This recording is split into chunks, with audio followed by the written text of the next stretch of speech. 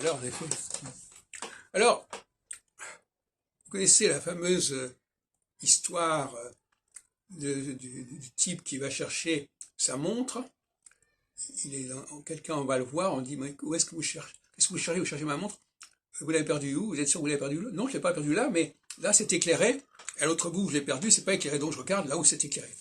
C'est tout à fait la démarche féminine, ça.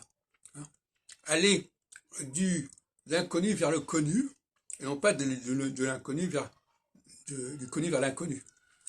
Et c'est vrai que tout la même démarche. C'est comme passer du petit bain au grand bain ou du grand bain au petit bain. Donc, vouloir aller vers ce qui est éclairé, c'est-à-dire ce que j'appelle la dimension du jour. L'autre jour, je disais, la femme est dans le jour, l'homme est dans la nuit. C'est pour ça qu'il aime le cinéma, passons. Mais la peur de la nuit, la peur de ce qui est obscur, la peur de ce qu'on ne peut pas voir, ça taraude la femme.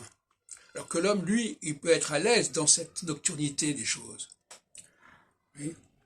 Et donc, si là c'est nocturne, il ne va pas aller à l'autre bout parce que c'est éclairé. C'est pas son truc. Donc, la thèse que je défends, au niveau du diurne et du nocturne, c'est que la femme est dans le diurne.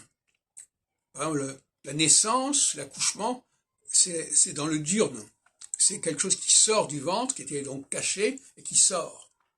Alors que l'homme, il est dans le nocturne, il fait quelque chose qui est occulté. On va pas voir, on n'assiste pas au moment où on fait l'amour, on assiste au moment où on accouche.